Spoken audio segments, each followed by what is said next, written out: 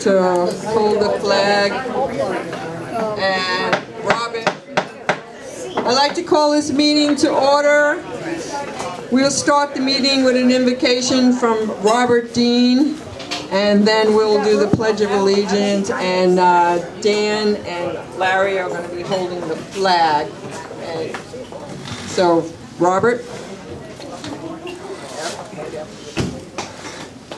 Thank you, Diana. Let us pray. Dearest Lord God, as we gather tonight, Lord, we gather amidst all the turmoil that's going on in this world. Your children are running astray, and it's people like those in this room, your good children, Lord, that would like to take a hold of the bad children and make them good again. We all have our faults, Lord, but tonight I'd like to say a special prayer for all your children who are suffering. Please, Lord, be with them, comfort them, touch them, and heal them.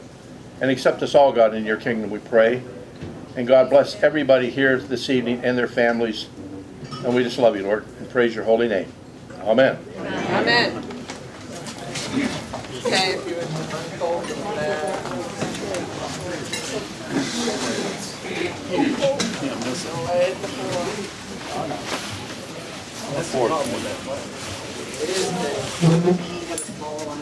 Yes. Okay, if you will join me, I pledge allegiance to the flag of the United States of America and to the republic for which it stands, one nation, under God, indivisible, with liberty and justice for all. Thank you so much. I'd like to recognize some of our elected officials in the audience. We have 3 of our school board members, Vicki Manning, Laura Hughes, and Carolyn Weems in the audience. We also have Virginia Dare Soil and Water Conservation Director Leslie Jones. Right. And Bill Curtis, the City Committee Chair of the Republican Party here in Virginia. And Robert Dean, who's the Chair of the Libertarian Party in Virginia Beach. Did I miss anybody? Okay. All right. Okay, tonight we're going to do a panel on what's going on in education in our schools. I know you've probably seen some of the rallies that have been going on and some of the stuff in the news and stuff like that. So we invited the president and vice president of No Left Turn, Joanna Moran and Becky Hayes. If you would first have you guys come up first and explain what critical race theory is.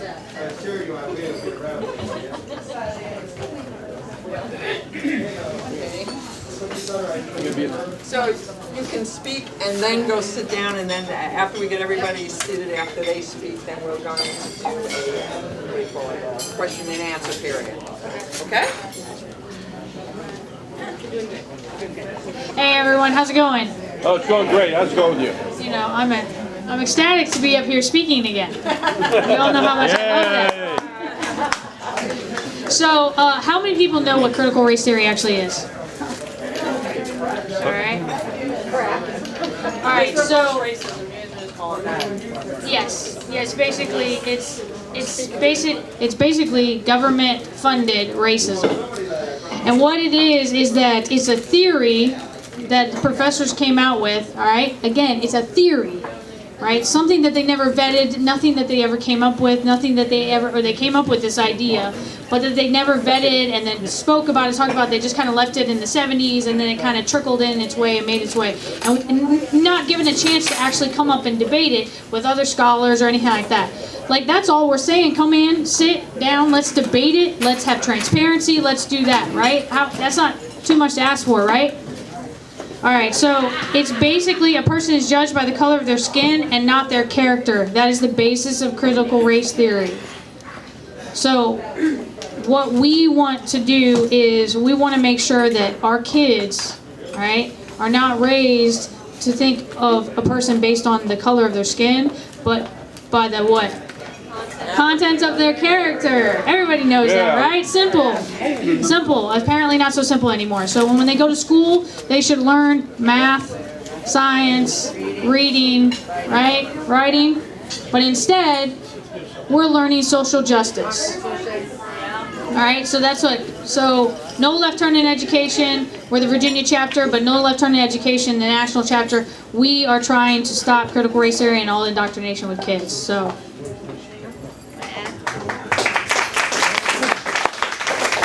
So, as JoJo said, it started in actually in the legal realm, and it talked about it tried to explain why there were those that have the opinion that the U.S. was founded on racism, and all of our institutions are systemically racist. There's nothing we can do about it. It doesn't matter what you or I do. We are part of a systemically racist country. And so that has, like she said, trickled down into the, it used to be just in the colleges that they would teach this to the kids taking certain classes in social sciences, things like that. But it's now trickled down into K through 12 education. We are starting with kindergartners where we're pointing out the differences in skin color and things like that. And some of the things I have with me tonight, just talking about what's coming down from the Virginia Department of Ed, they are actually trying to create a situation in which kids are calling out each other's biases, and they are calling out your not just your differences, but because of your membership to a racial group or a sexual identity group, that's what trumps anything else about you, and that's what determines whether or not you can be successful in this country, and that's what determines whether or not you are an oppressor or a victim. And so that's the message being taught to our kids. There's not like a textbook that they're teaching it from. These are just foundational principles that are kind of going throughout all the curriculum. So the school districts will tell you, we are not teaching critical race theory. That is total bunk. They are teaching from a perspective that this country is systemically racist, and white children are oppressing children of color. And so that's what No Left Turn stands for. That's what we're working against. We're trying to bring awareness. We're trying to give parents and community members a voice on how to attack this in the schools. And so we're here to help educate you guys all on that today. We do have a few handouts here if you want to see just kind of a, this is a point-by-point basis of what critical race theory entails, and then just ways to get involved. So thanks for having us tonight.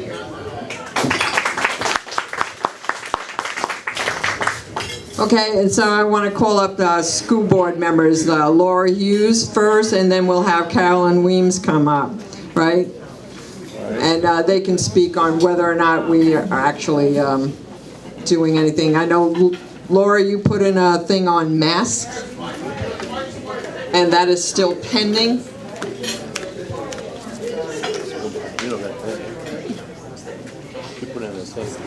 Okay.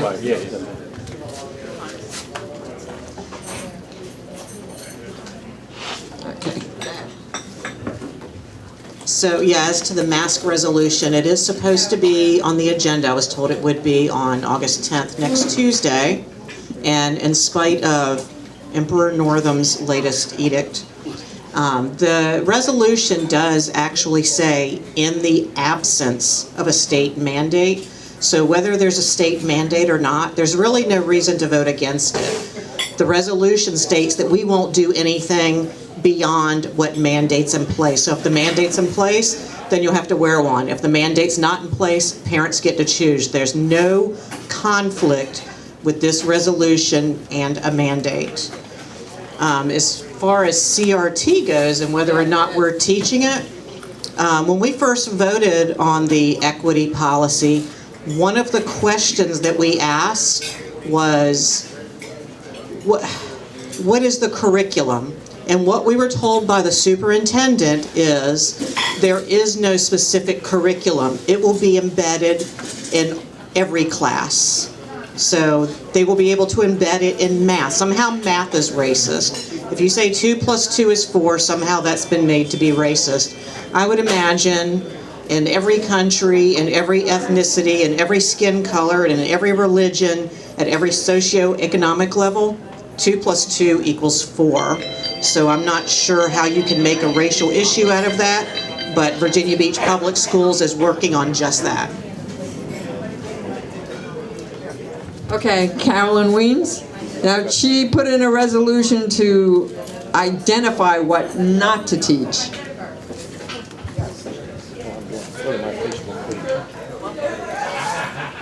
please.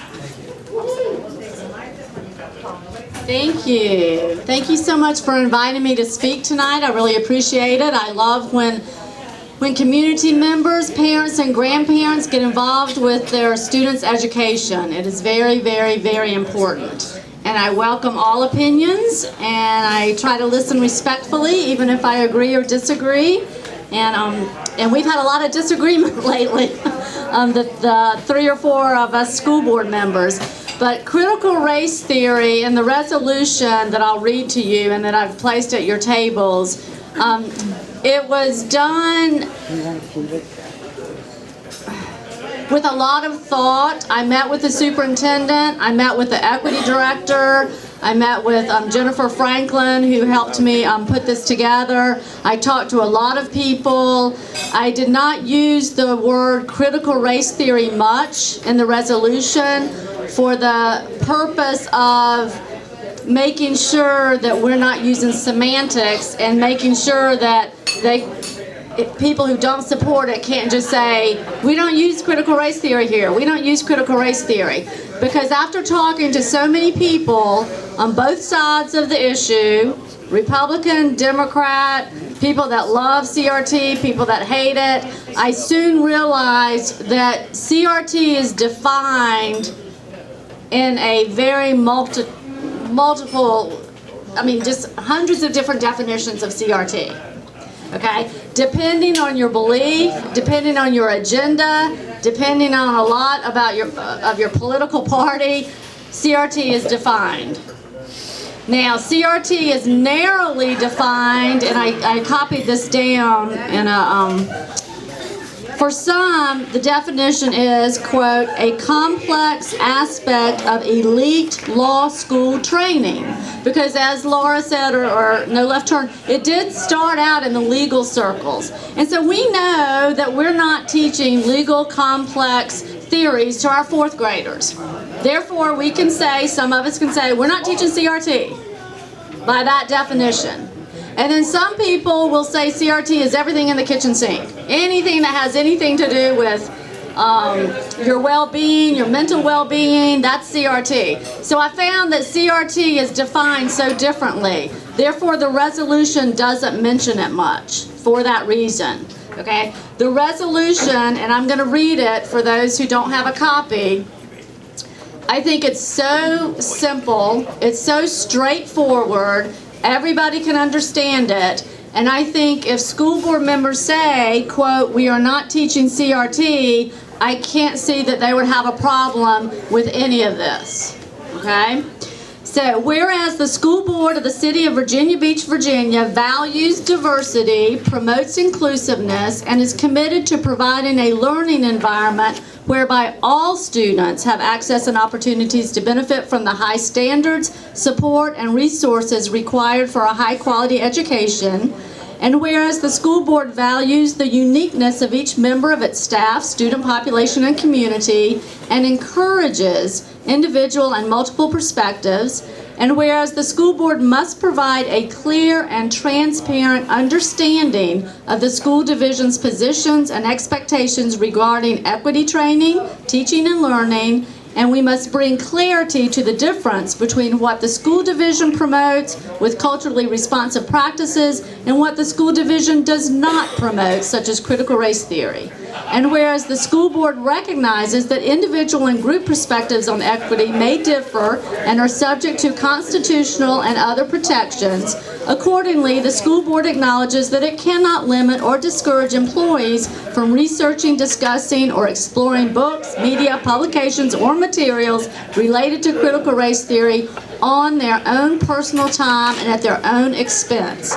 Now, therefore, be it resolved that 1, any school, school-based program, activity, or entity that is operated, controlled, paid for, or under the jurisdiction of the school board shall refrain from training, teaching, or promoting the following to students and employees. A, that any race is inherently superior or inferior to any other race. B, that any individual, by virtue of his or her race or skin color, is inherently racist, privileged, or oppressive, whether consciously or unconsciously. C, that any individual by virtue of his or her race or skin color bears responsibility for the actions committed by other members of his or her race, skin color, or religion. D, an individual's moral character or worth is determined by his or her race or skin color. E, that the United States is a fundamentally or systematically racist country where understanding that racism still does exist. F, that capitalism is racist. G, critical race theory. And 2, that any misalignment of the above mentioned be reported to the superintendent or designee through applicable policies, regulations, and procedures for resolving complaints by parents, students, or staff. Individuals reporting any alleged misalignment will not be retaliated against. Very simple, very straightforward. I'm going to call all my colleagues before we vote on this, and I'm going to specifically ask them A, B, C, D, E, or F, or G, which do you not agree with? Because I just don't see that this is a very complicated resolution. And the reason why I think it's important is because I've had teachers, counselors, again, on both sides of the issue, saying, Carolyn, we just don't know what we can and cannot say. We just need clarity. We need direction. And I have, I've had people from all over reach out to me that just desire this so that they know what is expected of them. And of course, our parents want to know what is being taught in the classroom. So I will bring this up again for vote September 28th. Again, I want to get more than 4 votes on this, so I'll be reaching out to all my colleagues, and I'm hoping that they will be able to support this. It's not going to go away. It's a local issue, it's a state issue, and it's a national issue. And I am all for unifying instead of using toxic, divisive language. When I brought this up, if you've seen different school board meetings, I even requested, just go and look at the training, take out language that says, or, just admit you're racist if you're white. Take out language that says, admit you have white privilege. I said, because that is just shutting the door on dialogue. And if we want to discuss this, if we want to be inclusive, you don't start by using such divisive language. I'm also very, very concerned about other things, such as our reading scores that just came out recently, our loss of instruction because of COVID and because of mask wearing. So I really want our teachers to focus on that when they're teaching our children, so that when our children get a diploma in 12th grade, that they are ready and prepared to enter the workforce, the military, or go to college. And that's what we need to be focusing on. So I will end it there for now, and we'll take questions later. Thank you. All right, the next person I'd like to introduce is Paula Chang. She's with a group called Students First Virginia, and they just recently had some rallies at the school board. Hey, Paula?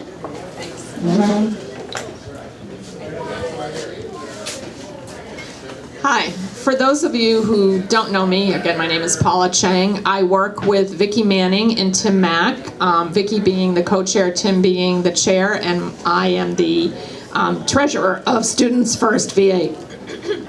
Excuse me. We're a PAC, and I think you've probably started hearing more and more about it lately. And we have cards, we'll pass them out to you later, because we would love you to interact with us on our website and on our Facebook page.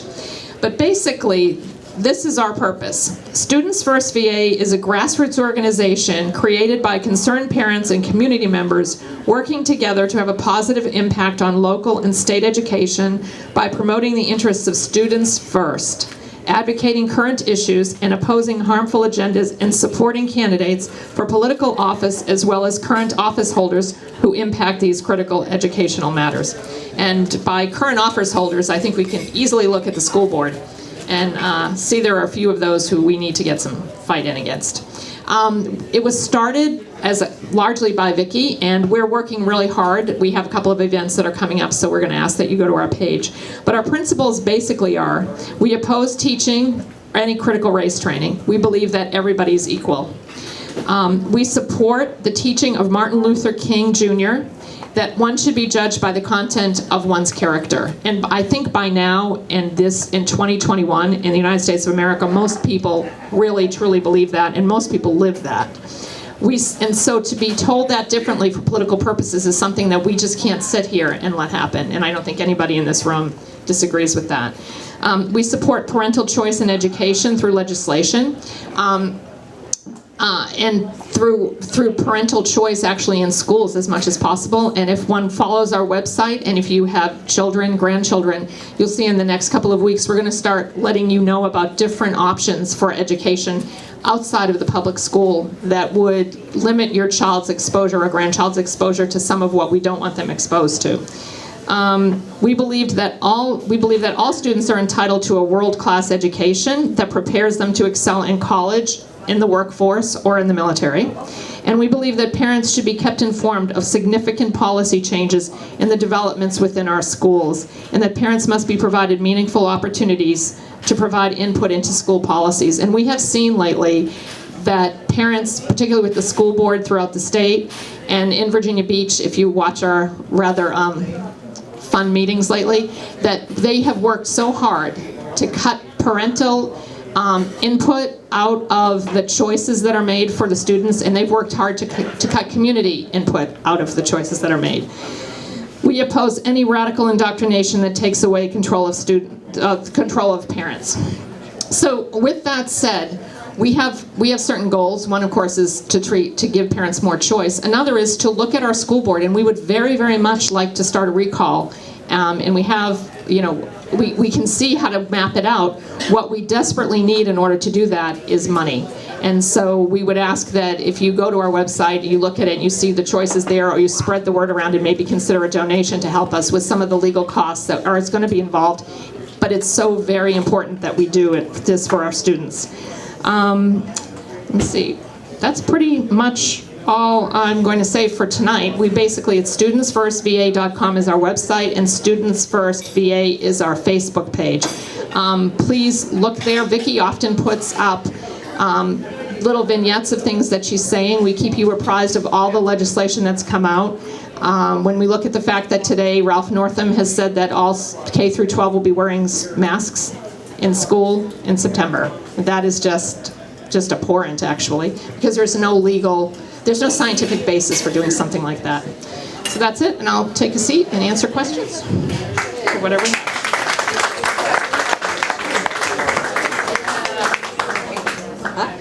Yes, you can go. Yep, it's the watch.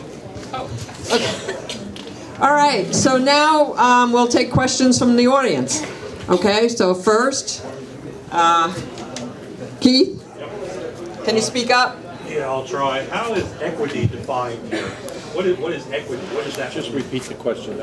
Okay, he wants to know what equity is and what does it have to do with CRT. Does anybody want to answer that? Equity? It's not defined in the resolution, and again, but it is under our equity training is all the training that we do for our teachers or our administrators, and it's all under the office and under the umbrella of equity. Now, equitable outcomes is, I think, what a lot of CRT and a lot of people want is equal outcomes, which in my opinion is impossible to do, because you have, and I used to coach tennis at Old Dominion, and I equate this, I tell this story, I have 12 athletes, all with, different varied abilities. I give them the same resources, the same equipment, the same great coaching, and some are gonna win and some are gonna lose just because of their talent. And that's the same with our education. You can have a great teacher, have 22 students in your room, some are going to be good in math, some are going to excel in language arts. You cannot have equitable outcomes, and that's what I fear the school system and the state, especially coming down from the Department of Ed state, are trying to get equitable outcomes. So that means reducing standards, changing math, changing SOLs so that everybody can get a great grade and everybody can have equitable outcomes. So that's kind of another thing that we're fighting against. But in this resolution, it just means all the training that comes under the umbrella of our equity department that was in the equity policy, because we do have a policy, and it was, I think it was called the equity policy. Yeah. Yeah, do you want to say anything about that? So, and just to piggyback on that, this is all about equal outcomes and not recognizing that people have different gifts, different challenges, and frankly, some people just work harder than other people. And I think one thing that is a real visible example of this right now is Simone Biles. And for people who don't know how Olympic scoring works, you start out with certain points based on the difficulty of your routine, and then you lose points for mistakes. Well, her routine is so much more difficult than everyone else's. She could make a lot of mistakes and still outscore everyone else. And the Olympic scoring team decided that wasn't fair. So they capped what she was starting at. And that is a prime example of equity and looking for equal outcomes. She may be just naturally gifted. She may just work harder than everybody else. Frankly, it's probably a little bit of both. But there's a really good example of it. I'll just piggyback off what Carolyn said as well. She was talking about the state level. You can look up the Educational Equity Policy 5.4 in Virginia Beach Public Schools, and it actually talks about, the language in there talks about inequitable outcomes, practices and outcomes, dealing with implicit bias. It's the language is laced throughout the policy, so you can see it right there. You don't even have to. You can start at the state, but it's already trickled down here in Virginia Beach as well. Equity was mentioned in this resolution. It is in there. That's why I asked the question. Right. Okay. Next question. Okay. According to the Virginia Constitution, Article 1, Section 1, it says your body, your children, and your religious opinions are all your property. Damage to your property, including mental damage, is a violation of the Virginia Constitution. Isn't that a violation? I can't repeat all that. I'll never remember it. Can you give that to me? Oh, sure. Yeah. Number 1. Yeah. You're gonna. I'm gonna turn this mic up. So it's the top phrase here? Yeah. Okay. The following laws and codes are being violated by teaching equity training: critical response practices, critical race theory, social emotional learning. To teachers, children, please give copies to teachers. So that's not what you wanted. You wanted number 1, right? Right. Okay.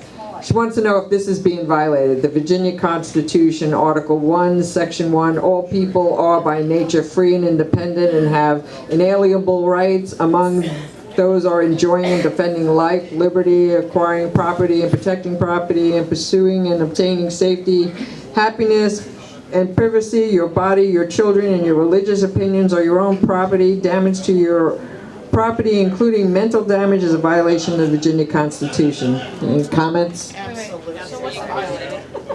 wants to know if it's a violation of the Virginia Constitution. Yes.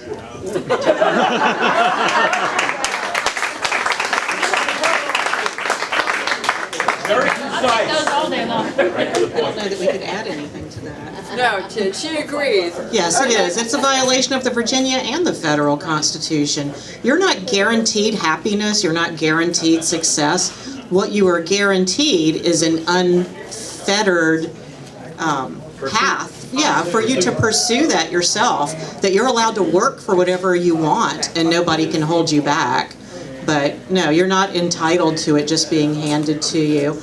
And as far as your religious and body autonomy, they're trying to bully people into having these vaccines. There are people that have sincerely held religious beliefs against these vaccines. And they should not be forced to take them. As far as body autonomy, I had a lady speak to me that her doctor told her not to get the vaccine because she has, what's it called, deep vein thrombosis, and one of the potential side effects is clots. Yet her employer told her she had 60 days to get vaccinated or she was going to lose her job. So schools, employers, everybody's being bullied by these policies. And yes, your rights are absolutely being violated. Okay, Toby wants to know about the equity policy concerning transgenders. So I know there was at the it was the Chesapeake School. We went there. They were discussing the transgender policy, which would allow you to identify as not the gender you were born as, and then be able to use the facilities for that gender, the bathroom or the locker or whatever. Would that be equity as well? Well, I passed out a copy of it. Oh, okay. Yeah, they've come up with I'm losing the word, not a plan, but okay, thank you. A model policy, and I'm sure that we will be discussing that as a school board soon in the next probably few weeks. But I know that a county in Virginia, Russell County, I think it's Russell County, voted unanimously not to accept this model plan, and I'm hoping that our school board will do the same. But again, it will come before us, I'm sure, in the next couple of weeks or months. I'm sure it is coming soon. I'm on the policy review committee. We're having a meeting next week. I have not received an agenda yet. But it will be coming either on that one or the next one. I'm thinking this one because we are supposed to have something in place before school starts, and this will be the last meeting before school starts. This is definitely part of CRT because, again, CRT is really not about race. It's about being divisive. And you know, it's not okay for this group to be uncomfortable, but it is okay for that group to be uncomfortable. Frankly, that's not equitable. We already have anti-bullying policies in place, so whatever your personal preferences are, what you look like, what you want to do, anti-bullying is already in place, so this is unnecessary. But one of the things that I have seen from when Vicki had read the Racial Healing Handbook, one of the things that she brought up is that we are guilty of adultism. And part of that is that children should be recognized as having agency over their own body decisions. A couple of problems with that. The first one being that I think that opens the door to pedophilia. We have statutory rape laws in place because children do not have autonomy over their bodily decisions. But if you have children, they can't go out and get their tonsils taken out without your permission. But apparently they can, or get their ears pierced. But they can pick a different gender. Honestly, I don't think we should be sexualizing our children at all.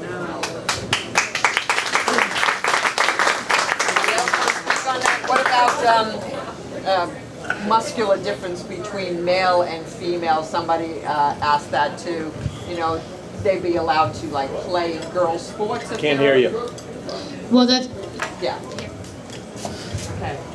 Boys are different than girls. They're more muscular. So if they identify as a girl, would they be allowed to participate in women's sports?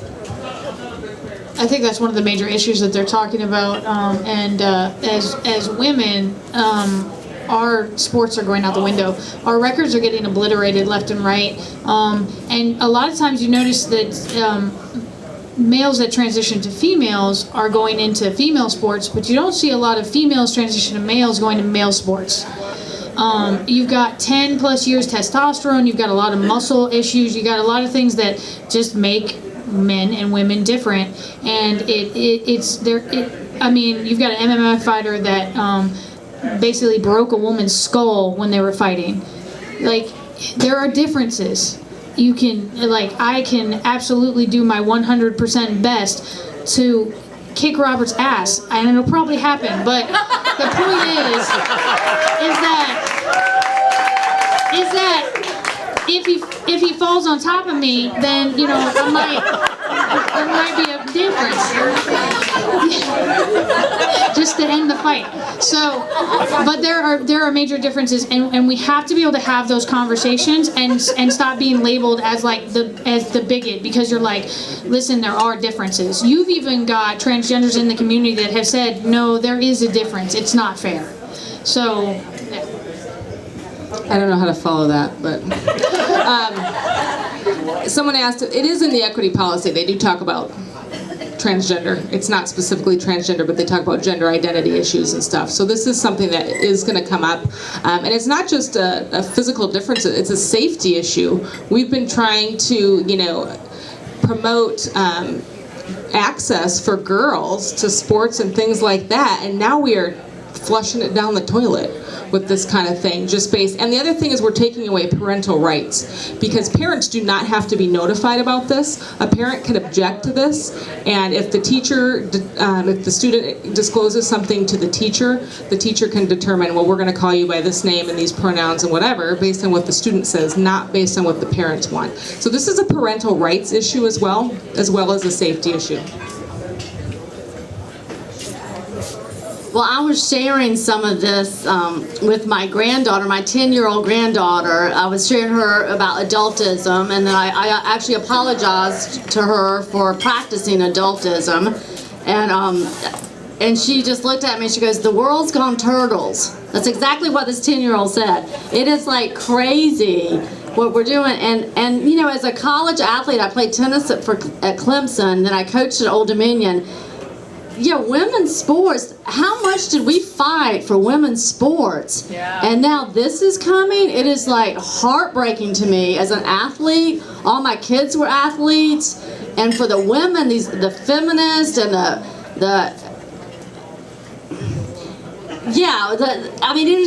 it is mind-boggling that they can't see what harm this is doing to our women.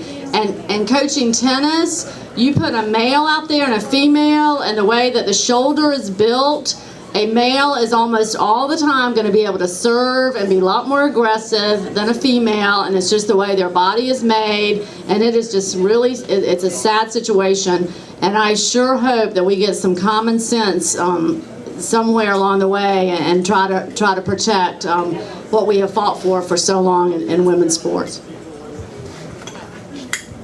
I'm just going to add briefly to that and basically say, as Carolyn said, she hopes that they see this. They see it. They know what they're doing. They're doing it on purpose. They are trying to destroy what is good about our society so that they can remake it into what they want, and we are just not going to let them do it. And along that regards, I was going to just follow on with what Becky said about parental rights, because actually tonight Annie's here, who puts together all the rallies that we do before the school board meetings. And one of the directions we are taking them, of course it is about masking, is we're going to just start with a general overall theme, which is actually going to be parental rights, because really that is what's going on here. It's not just masking. They want to tell you what you put on your child's face. They want to tell you what you put in their body. They want to tell you what you put in their mind. They want to tell you what bathroom they can use. They're trying to tell us everything, and so we are going to. Yep. We are going to start hitting them now on parental rights and saying this at the school board, so that it's waking people up more, waking parents at home to really what's going on. This is not just about masks, because we all know with science, masks don't work. It's about something else. It's about being in charge of our children. Oh, I'm sorry. And that actually is one of the foundational principles that critical race theory is based in. It's to destabilize and deconstruct societal structures, including the family unit. So that's what they're trying to do by taking down these parental rights, is they want to deconstruct the family and the importance of the family so that the government can raise our kids. So that this all ties in as part of that Marxist-based theory. And so when we talk about critical race theory, we are talking about something that touches every facet of our lives. And they're going to try and take control of all of it. They're going to try and disassemble all of it, and then they're going to remake it like Paula says. And to piggyback on that, SEL, which is, it's CRT with a pretty little bow on it. All of this that's been going on for years and years and years. which has seemed under the guise of kindness, is actually pretty insidious. The government feeds your children, the government clothes your children, the government houses your children, and that seems really nice when you're struggling, except that, you know, there's an old phrase, if I'm paying, I'm saying. And so eventually, you know, you are under the complete control of whoever supports you and whoever puts food on your table for your children. And these morning meetings they have at school, that seems great because teachers are mandated reporters. And if there's something going on at home, they might be able to pick up on some kind of abuse. But children are pretty uninhibited anyway. But they're pretty desensitized to tell all. Our society has become tell all. And when you're trying to make sure that you have control over people and you want to know what's going on at home, which children do you need to work on more? Morning meeting is a great way to do that. They ask questions, and those kids, I have subbed, those kids tell you everything. One kid told me how many boyfriends his mother had, and I mean, they tell everything. So when those teachers want to know what your politics are, what your religion is, how you, whether or not you have guns in your home, how you feel about all these issues, there's a morning meeting for that. SEL, it's under the guise of kindness, but it's information gathering, and it's earning people's trust to just get them in there. SEL, that's social emotional learning. And does anybody know what CASEL is when we speak about it? CASEL is the Collaborative of Academic and Social Emotional Learning. And it is largely around the country directing these sorts of classes that they have in the morning. They teach children how they're supposed to think. They what they're supposed to be upset about, what's okay, what's not okay. And it's vile when, for two things. One is the person who's the director of CASEL has said fundamentally that they intend to fundamentally change the education in the United States over the next 20 years, which they're already well in the process of doing. And the other thing that you know is that it's funded by Zuckerberg, Soros, and Gates. That'll tell you everything. Okay, Vic has a question. I have provided the data from 2018-2019 to show that minority students are doing outstandingly well in Virginia Beach Public Schools. And I have asked the school board before, what is all this stuff going to do to those stats? And I'm not getting any answer. So how much pushback can we get against that of showing like you're throwing something in that we've got great stats. It doesn't show any kind of racism or anything else. Our kids are doing outstanding in the state. So why the question needs to come up is how can we sit there and go, look, you haven't proved it's going to do anything, that this is going to help our kids in any way.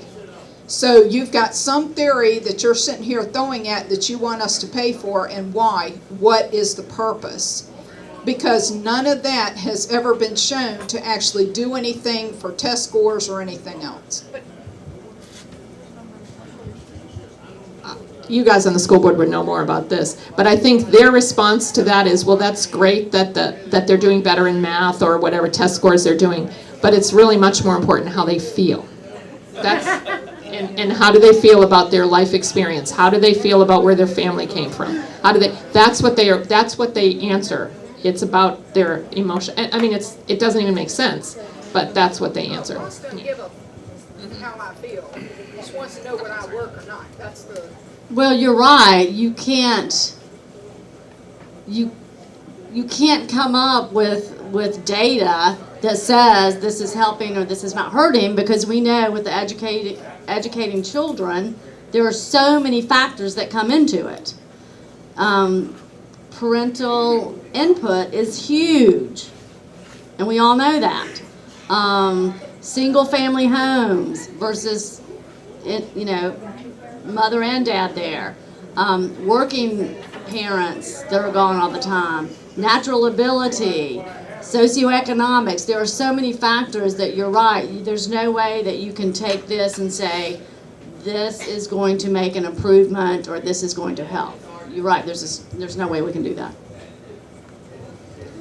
which is a good, it brings your point to surface. Why are we spending so much time and so much money? Because we're such a data-driven division that there's no way that we're going to even see if this works, in my opinion. Well, it's because it's not about test scores. It's not about elevating anybody. It's about control.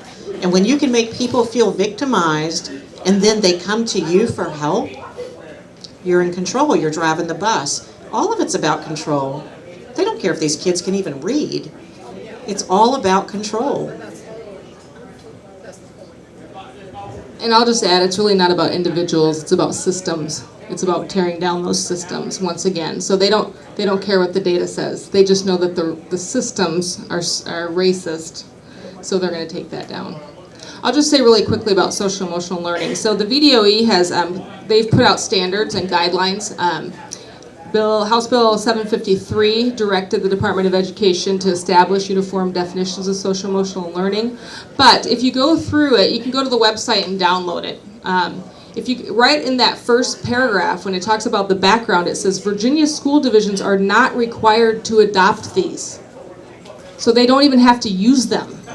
So these school boards are adopting these things and they don't even have to. And it does talk about that they are using CASEL to bring the unique vision of social emotional learning to the standards for all K through 12. You can actually go through inside, in the document, it will actually break down and talk for you what each of the 5 component areas are for each grade level. And as you read through them, they start pretty benign.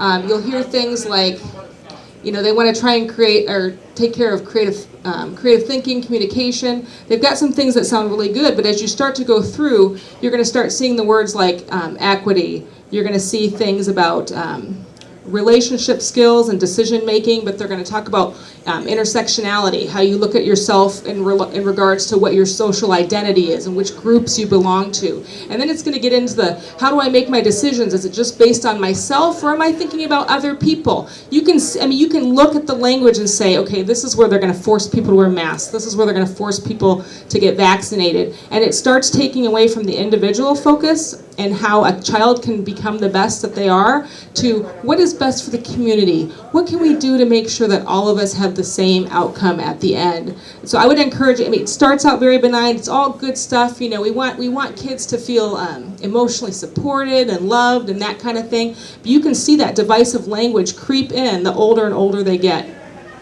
So I would encourage everyone to go out to the VDOE's website, look at their equity plan, and really peruse it because it's quite scary how quickly it's infiltrating all those ages. Yeah, I just want to add to that, and we've heard this from many people, that you have to look at everything through the lens of equity or the lens of race. And as a school board member, I think my job is to look through the lens of educational excellence.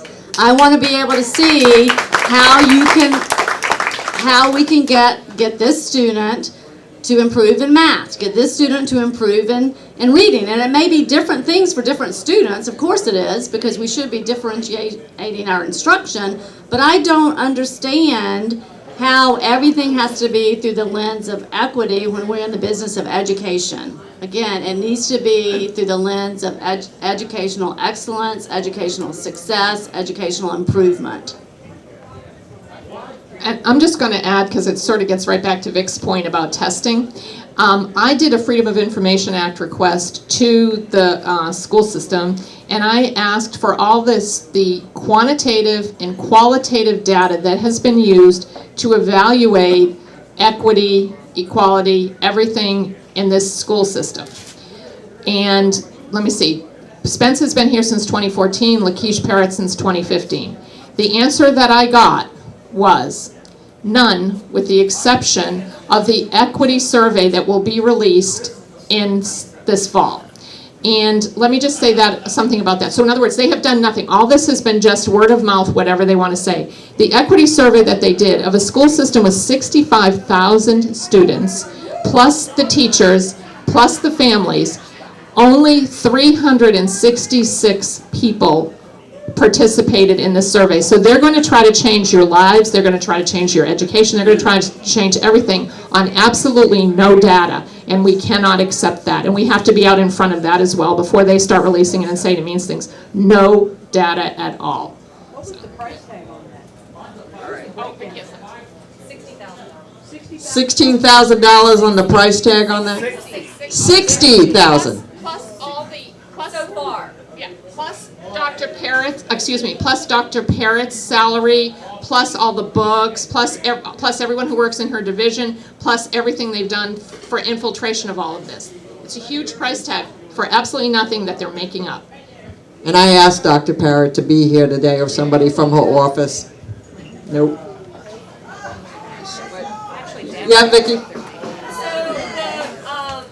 the news media, their narrative is that critical race theory is a right-wing conspiracy, and they won't report on any of this. So I just wanted to ask you all, recently Channel 13 News did a 3-part series on critical race theory, interviewed Dr. Spence. They never called me. Wondering if they called any of you, and if they did interview you, did they air it? Yes, no? No. A reporter called me on a Thursday morning. I said I could not interview that day, but would be available in the future. He said he would call me back because he was doing a 3-part series. I never heard from him again and was not interviewed at all. Even though her resolution was in the series. This is the first I've heard of the 3-part series.